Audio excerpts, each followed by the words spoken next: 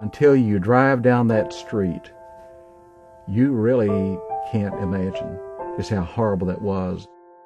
It was more than a disaster. It was more than anybody could comprehend. Life changes. I mean, one day they were a functioning community, and the next day it was just gone. These people are at the bottom. A week ago, they may have been well-to-do, they may have been very poor. But today, they are the least of these.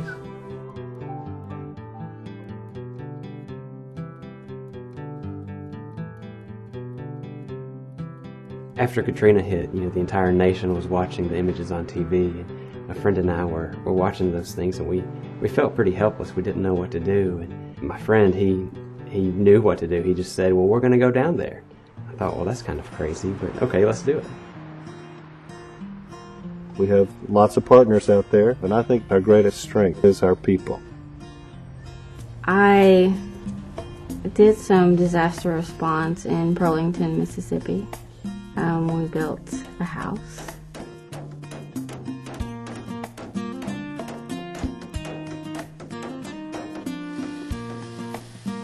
Our first property was a gentleman that was so stunned by the damage that he couldn't go back, so we tried to clean the place up enough that he would feel like he was going back home and not to a disaster site.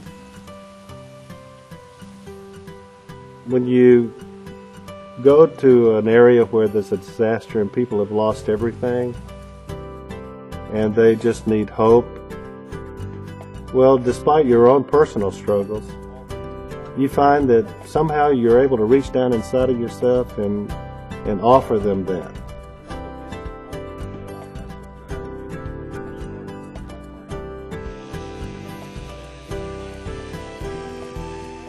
It doesn't take any skill to be able to pick up debris and put it in a pile. It doesn't take any skill to move logs once they've been cut down. It takes no skill to be able to hand out water and food. It doesn't take any skill to just be there and be present in the midst of someone's pain. We can help them feel like they have a normal life again, because a lot of people don't. She was so overwhelmed, she started crying, and I told her, we'd be here all week if she needed anything else to come back, and she was just so happy to have things like paper towels and toilet paper and toothpaste. And I think just seeing how much it meant to her individually, and then thinking on a large scale how much it was helping everybody else, that was probably the high point of me being here.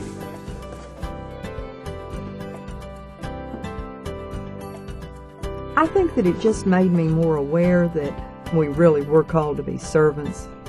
In the past, things like that would happen and you'd say, oh, those poor people. I'm glad people are going to help, and suddenly we were the ones with the time to do it. Because of the love of Jesus Christ and the way our church has taught us discipleship, then we have no strangers. I am more convinced than ever that the church is about others. That's why God put us here.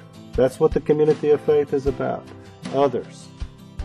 And so it's changed me forever. It'll change your life. If you feel out of place, go. You'll find your place.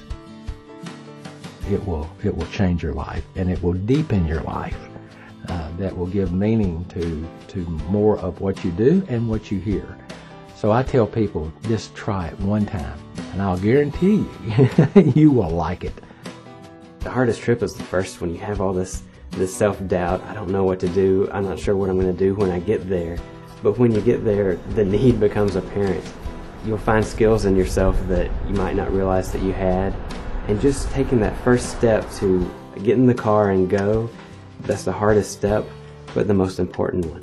And you'll go, and you'll spend a day traveling, and 4 hard days working, and a day getting back home, and you'll say to yourself, this is the best week I've ever spent in my life. I don't know where you are or how you feel or what you do or what the situation in your life is, but I do know one thing: you're needed. You're needed desperately by someone else. And I would hope and I would pray that you would respond to that need anytime you see it or hear of it.